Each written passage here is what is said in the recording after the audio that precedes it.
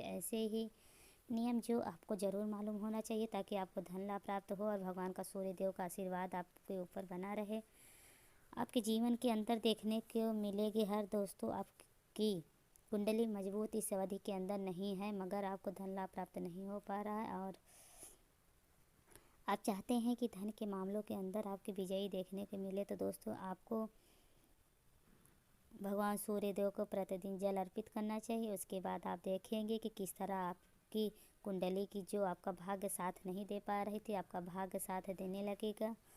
आपको कभी भी अवंतिका मार्ग पर नहीं देखना पड़ेगा, बल्कि हमेशा आपकी कुंडली के अंदर उन्नति देखने को मिलेगी। अब हर दोस्तों, भगवान सूर्यदेव को ग्रहों का राजा कहा जाता है। सभी ग्रहों भगवान सूर्यदेव के रथ परिक्रमा करते हैं। तो अगर आपकी कुंडली के अंदर कोई ग्रह नीच स्थिति के अंदर है, या फिर आपको शनि 7.5 का ढैया का भी सामना करना पड़ता है, तो दोस्तों बस आप भगवान सूर्यदेव को जल अर्पित करने की प्रार्थना करें। उसके बाद देखिए, इस प्रकार आपका भाग्य दिन रात चौगुनी गति से बढ़ता जाता है कि और भगवान सूर्यदेव को जल अर्पित करने का समझ लाभ प्राप्त हो जाता है। तो दोस्तों, बात करते हैं भगवान सूर्य को किस दिन जल चढ़ाएं और किस दिशा के अंदर जल चढ़ाएं, किस साल जल चढ़ाएं, ताकि आपको लाभ प्राप्त हो सके।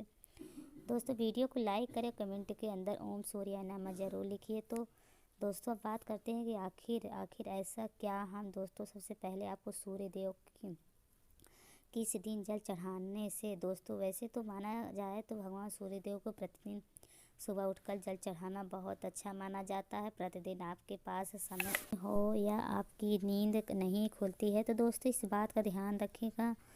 क्वारंगदल भगवान सूर्य का दिन होता है और सूर्य रवि देव भी कहा जाता है। रविवार के दिन तो आप सुबह जल्दी उठें, जब सूर्य उदय होने लगता है प्रातः ब्रह्म मुहूर्त में उठें।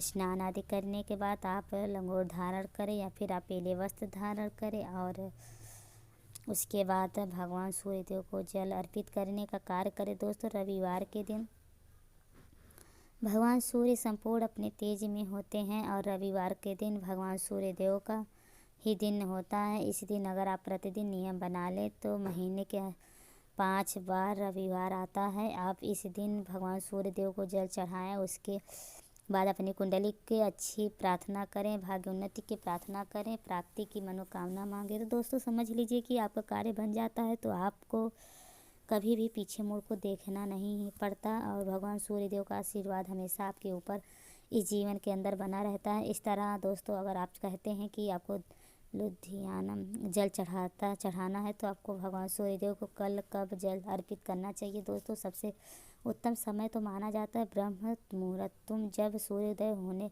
लगता है। शुद्ध सूर्य को अगर आप जल अर्पित कर देते हैं तो धोकर, तो समझ लीजिए कि साल को कष्ट आपके पूरे होते जाते हैं, जन्म जन्म के पाप दूर हो जाते हैं और आपका भाग्य इतना प्रबल हो जाता है कि अगर कोई व्यक्ति आपसे नज़र मिलाकर देख ले तो वह भी आपकी तरफ आकर्षित होने लगता है।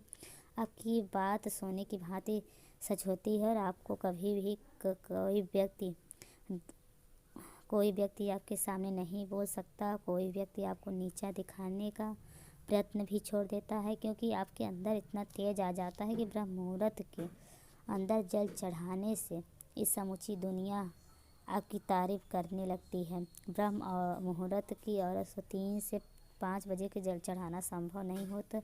सुबह से 7 साढ़े 7 बजे समय सामान्य है। फर्क मनुष्य जीवन काल का माना जाता है। इस समय दोस्तों, ब्रह्मानंद साधु संत दूसरे व्यक्ति जल अर्पित करते हैं।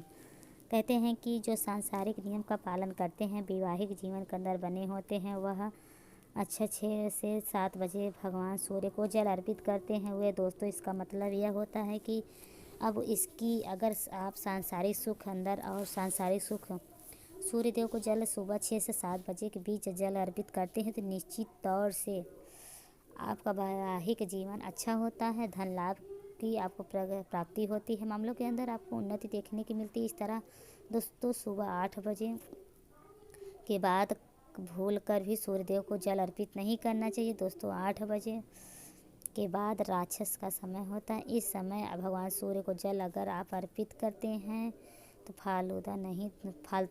फल नहीं, नुकसान भी नहीं होगा।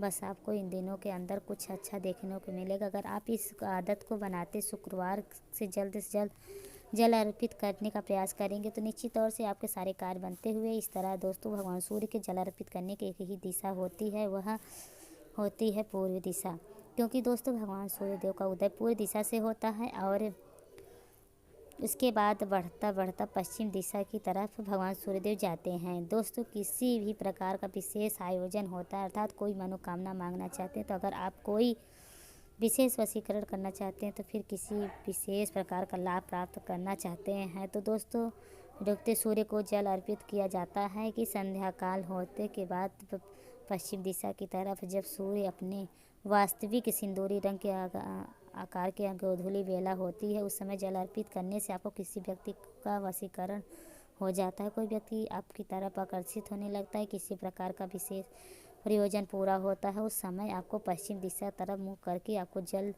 चढ़ाना चाहिए ताकि आपको लाभ प्राप्त हो सके। अब तो जल चढ़ाने का नियम यह है कि भगवान सूर्यदेव के हमेशा तांबे के लोटे या पीतल के लोटे के अंदर जल अर्पित करें, ताकि अगर आपकी कोई मनोवांछित इच्छाओं या आप इच्छा शक्ति जागृत करना चाहते हैं तो अपने कार्य को मजबूत करना चाहते हैं, तब आपको भगवान सूर्यदेव को जल हमेशा इस बात का ध्यान रखें कि आप जल अर्पित करने के बाद भगवान सूर्य की साधना दौरान जल अर्पित यह 7 परिक्रमा करें और 7 परिक्रमा करते समय ओम घृण सूर्याय नमः, ओम घृण सूर्याय नमः, ओम आदित्याय नमः, ओम भास्कराय नमः, ओम दिनेश्वराय नमामि नमः। इस मंत्र को आप जप करें ताकि मंत्रों का जाप करने से भगवान सूर्य देव आपसे अति प्रसन्न होते हैं, फ़ायदा देखने को मिल जाता है। आप इन मंत्रों का जाप करते हुए भगवान सूर्य को जल अर्पित करते हैं तो आपकी कुंडली के अंदर 2 गुना लाभ प्राप्त होता है। इसी तरह दोस्तों इस बात का ध्यान रखें कि भगवान सूर्य की जब भी आप जल अर्पित करते हैं तो पैरों के अंदर उनके छींटे नहीं पड़ने चाहिए। अगर आपको भगवान सूर्य के जल के छींटे आपके पैरों के अंदर पड़ते हैं तो समझ लीजिए कि आपको नुकसान झेलना पड़ सकता है। इसी वजह से ऐसा कहा जाता है कि इस तरह दोस्तों भगवान सूर्यदेव को जल अर्पित करते समय इस बात का भी ध्यान रखें कि आपका मुख के अंदर किसी भी प्रकार की चीज़ नहीं होनी चाहिए, किसी भी प्रकार का नशा किए हुए नहीं हो।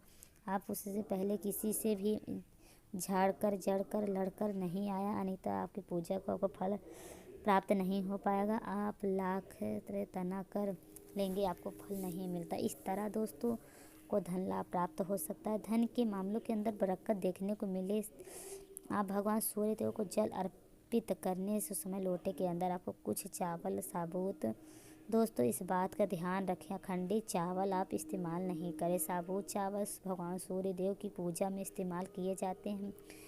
तो आप भगवान साथ ही आपको धन लाभ के विशिष्ट प्रयोजनों को उसको गुलाब यानी लाल पुष्प पत्तियाँ उस लोटे के अंदर डालने से आपके जल अर्पित को धन लाभ प्राप्त हो सकता है। भगवान की कृपा आपके जीवन के अंदर देखने को मिलती है।